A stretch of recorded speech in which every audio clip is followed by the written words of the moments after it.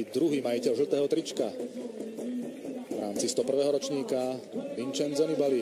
Lani vyhral Giro d'Italia, celkovú klasifikáciu druhej najvýznamnejšej Grand Tour a vyhral ju vo veľkom štýle s obrovskou suverenitou. Nedal šancu zvyšku sveta. V tomto roku by chcel ovládnuť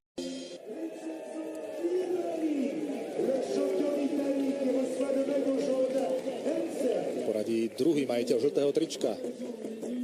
V rámci 101. ročníka Vincenzo Nibali.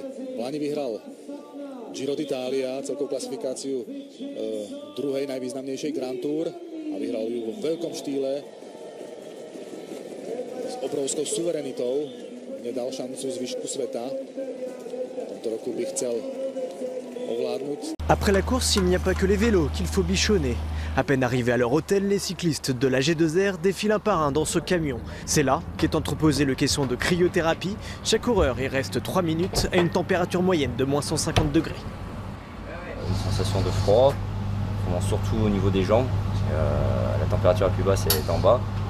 Et après, plus on monte vers la tête, plus c'est un peu moins froid, quoi. Mais en fin de cycle, au niveau des jambes, c'est vraiment une sensation ça nous serre au niveau de la cheville et on est content de sortir.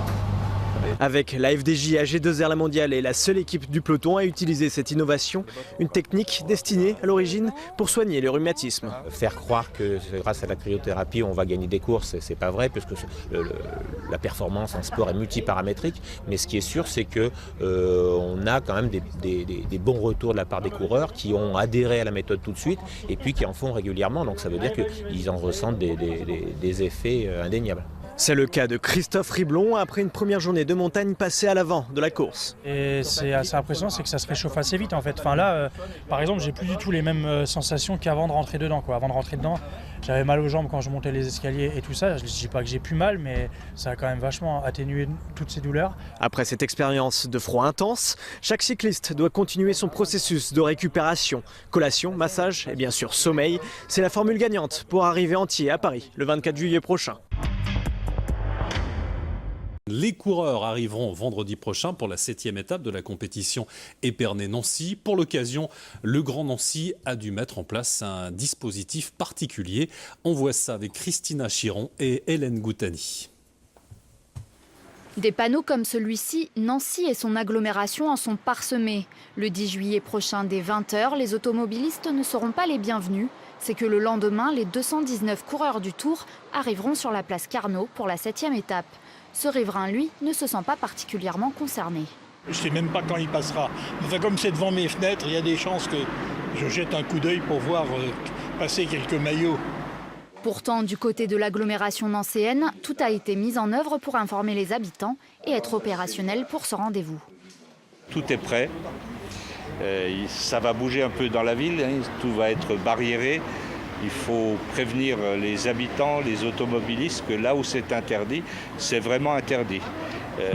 Et par conséquent, il y a une discipline, mais à l'inverse, il y aura un si beau spectacle que tout le monde sera récompensé. Pour cette étape, le trajet est simple, Villers-lès-Nancy, puis Lac-Sous, avant la traversée de Nancy sur 7 km. Pour ce 4e événement international après la Coupe du Monde, les retombées sur l'agglomération sont attendues. Sur le plan économique, le Tour de France, toute l'hôtellerie est pleine à quelques dizaines de kilomètres à la ronde.